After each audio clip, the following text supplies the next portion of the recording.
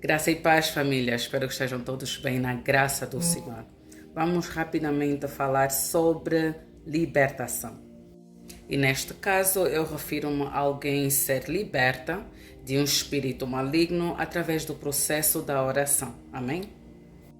A primeira coisa que é importante saber é que nós, quando recebemos Jesus Cristo na nossa vida como nosso Senhor e Salvador, quando nós confessamos Cristo sobre a nossa vida, nos arrependemos de todo o pecado, esse processo de entrar para o corpo de Cristo significa que o único Espírito que habita em nós é o Espírito Santo.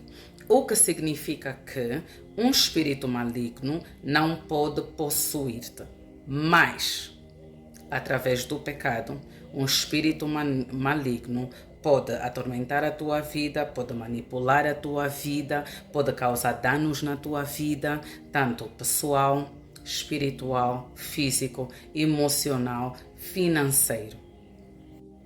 Então, em certas ocasiões, o processo da libertação, onde parece para muitos que tinha um espírito maligno dentro de si e que agora está a sair, na verdade é simplesmente aquela legalidade, aquele acesso que o espírito tinha sobre a tua vida de atormentar, manipular e causar danos.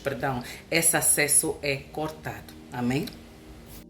Existem casos onde há espíritos que se recusam a sair da vida, não necessariamente do corpo, mas da vida desta pessoa. Recusam-se a esse acesso ser cortado.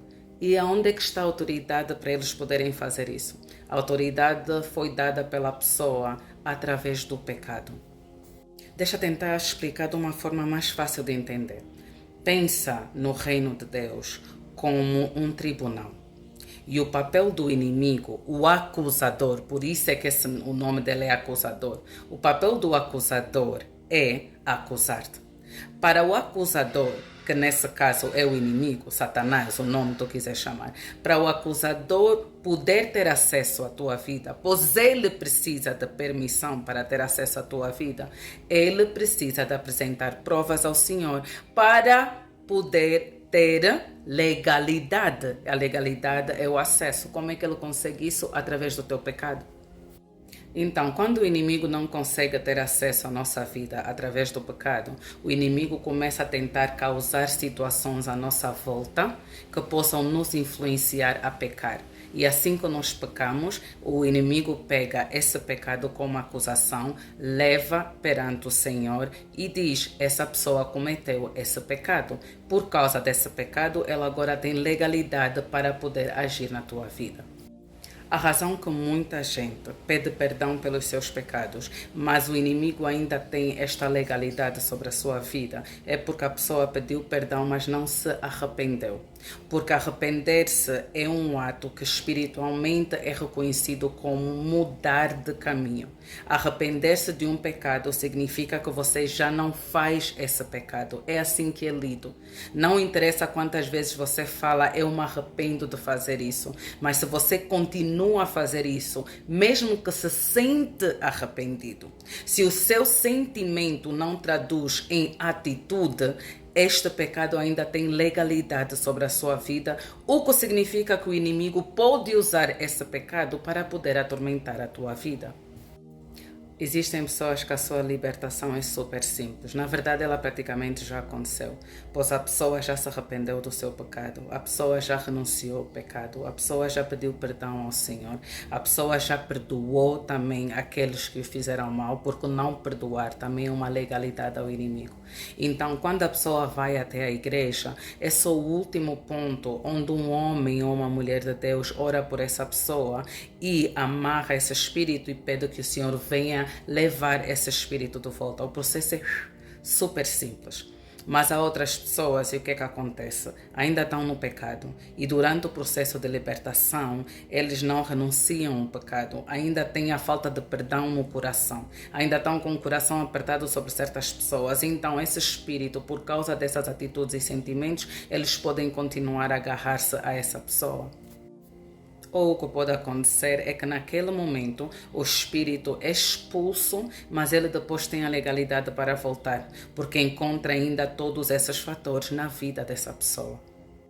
Eu hoje entendo que o processo de libertação na minha vida levou muito tempo, levou muitos anos, porque existem certas coisas que eu simplesmente não entendia. Existia a minha parte, coisas que eu ainda precisava de fazer. Eu achava que bastava o pastor vir e fazer a declaração e eu cair e rebolar e gritar e todas essas coisas que já estava resolvido, mas não é bem assim.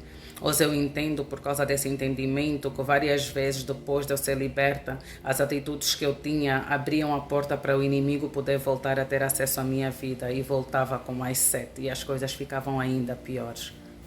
Eu entendo que havia renúncias que tinham que ser feitas e, para dizer a verdade, existem renúncias que eu só soube que tinha que fazer, pois o Espírito Santo revelou. E ele revelou, pois eu entrei em intimidade com Deus. Eu não deixei o trabalho todo na mão de pastores. Eu entendi que também havia a minha parte, o meu processo. E o que eu digo é um processo. Tu não vais ter todas as respostas em um dia. É um processo que Deus permite que tu passes. Talvez para que tu no futuro faças o que eu estou a fazer aqui hoje. Ajudes outras pessoas, expliques a outras pessoas. Amém? Mais uma vez eu digo, a nossa vida espiritual, a nossa vida com Cristo é um processo. Existem etapas. E existem etapas que você não pode ultrapassar. Então há muita gente que está na primeira classe, mas quer lidar com situações da quinta a sexta classe. Você não pode.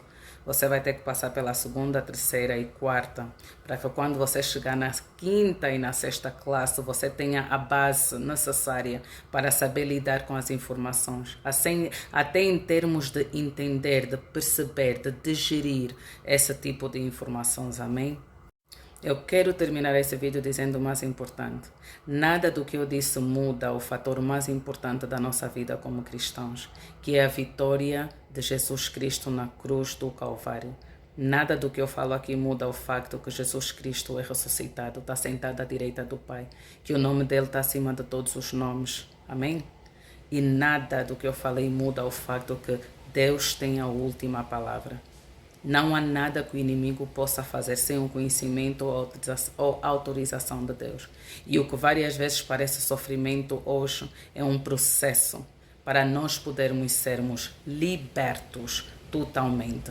Existem situações que eu entendo que Deus permite, pois no processo daquele sofrimento nós estamos a ser edificados, nós estamos a ser moldados, nós estamos a ser mudados e estamos a aprender lições muito valiosas que nos ajudarão a não cometer o mesmo erro, a não deixar que os nossos filhos cometam os mesmos erros ou aqueles que estão à nossa volta. Então, para todo mundo que passa por situações e diz eu não mereço isso, nós também não merecemos o amor de Cristo. Nós não merecemos aquele que morreu pelo nosso pecado e mesmo assim nós continuamos a pecar. Nós não merecemos muita coisa, mas mesmo assim todas essas coisas nos foram dadas gratuitamente pelo Senhor e são dadas diariamente. Então quem somos nós para dizer que não merecemos certas situações? Se tu acreditas que Deus é bom em todo o tempo e tu acreditas no amor dele, saiba que até essa situação irá contornar-se e irá operar para o teu bem, em nome de Jesus Cristo. Amém?